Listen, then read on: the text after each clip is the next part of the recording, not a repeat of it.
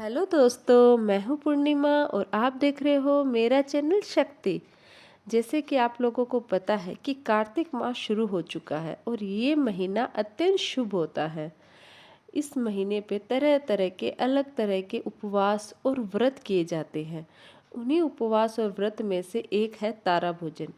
जो लोग तारा भोजन का व्रत करती हैं, जो महिलाएं या लड़कियां तारा भोजन का व्रत करती हैं, उनको तारा भोजन की कथा जरूर सुननी चाहिए। तो मैं आज के वीडियो के थ्रू तारा भोजन की कथा बताने जा रही हूँ। अगर आप ये व्रत कार्तिक माह में कर रहे हो तो आपको ये कथा सुननी और कहनी जरूर चाहिए। वीडियो शुरू करने से पहले बोलिए गणेश जी महाराज की जय। अब शुरू करते हैं आज का टॉपिक। चलिए जानते हैं कि तारा भोजन की क्या कथा है। किसी नगर में साहूकार था और उसकी एक बहू तारा भोजन करती थी। एक दिन उसने अपनी सास को कहानी सुनने को कहा तो सास ने मना कर दिया और कहा कि मुझे अभी अपनी पूजा करनी है। उसने फिर अपनी जेठानी से कहा कि आप मेरी कहानी सुन लो।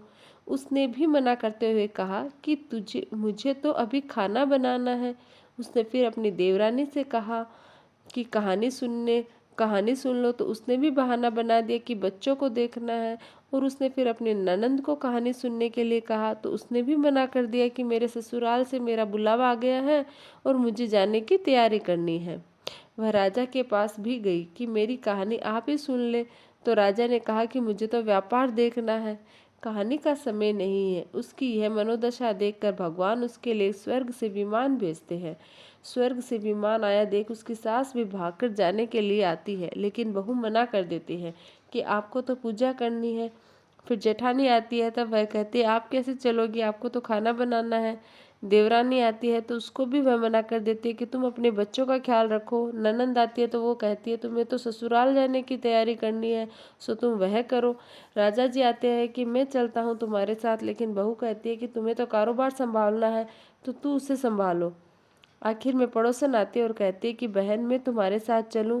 तब बहू कहती है कि हाँ तुम मेरे साथ चलो, क्योंकि एक तुम ही हो जिसने कार्तिक के पूरे माह मेरी कहानी सुनी है। दोनों विमान में बैठकर स्वर्ग जाने लगते हैं। तभी रास्ते में ही बहू को अभिमान हो जाता है कि मैंने कार्तिक के पूरे माह व्रत किया और कहानी कही, इसलिए मुझे स्वर्ग का वास मिल रहा है। लेकिन मेरी पड़ोसन ने तो कहानी केवल सुनी है, व्रत नहीं किया, फिर भी मेरी वजह से भी स्वर्ग का वास मिल रहा है। बहू ये विचार मन में तो सोचते जा रही थी कि अचानक भगवान ने वहीं से उसे विमान से नीचे फेंक दिया। उसने पूछा कि भगवान मेरा अपराध तो बता दीजिए कि आपने ऐसा क्यों किया। भगवान बोले कि तुझे अभिमान हो गया है, इसलिए तू इस धरती पर ही रह। अब तू आने वाले 3 साल तक तारा भोजन व्रत करेगी, तभी तुझे स्वर्ग की प्राप्ति होगी।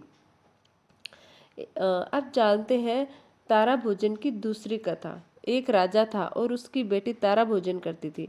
उसने अपने पिता से कहा कि पिताजी मुझे 1,00,000 तारे बनवा दो, मैं दान करूंगी। राजा ने सुनार को बुलाया और कहा कि मेरी बेटी तारा भोजन करती है, तुम 9,00,000 तारे बना दो। सुनार सूखने लगा तो उसकी पत्नी ने पूछा कि तुम उदास क्यों रहते हो। उसने कहा राजा ने 9,00,000 तारे बनाने को कहा है, मैं कैसे बनाऊं।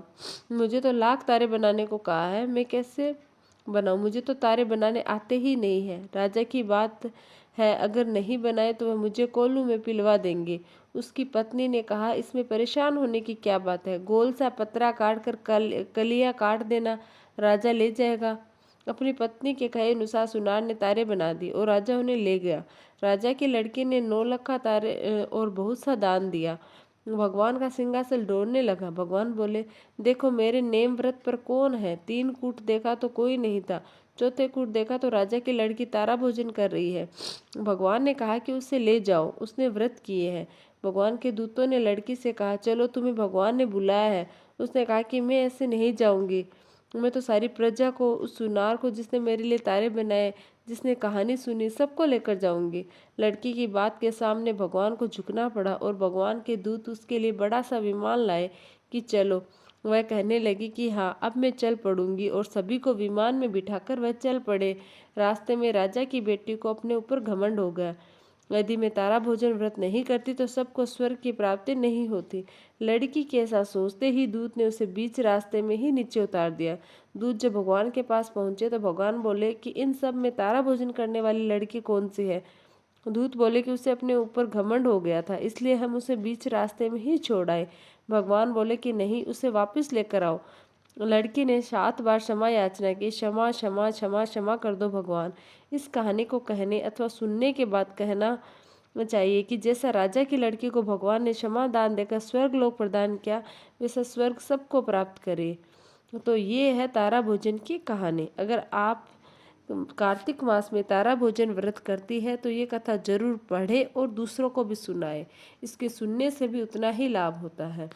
तो अगर आप लोगों को ये वीडियो अच्छा लगे तो प्लीज़ लाइक शेयर और सब्सक्राइब जरूर कीजिएगा चैनल को। धन्यवाद।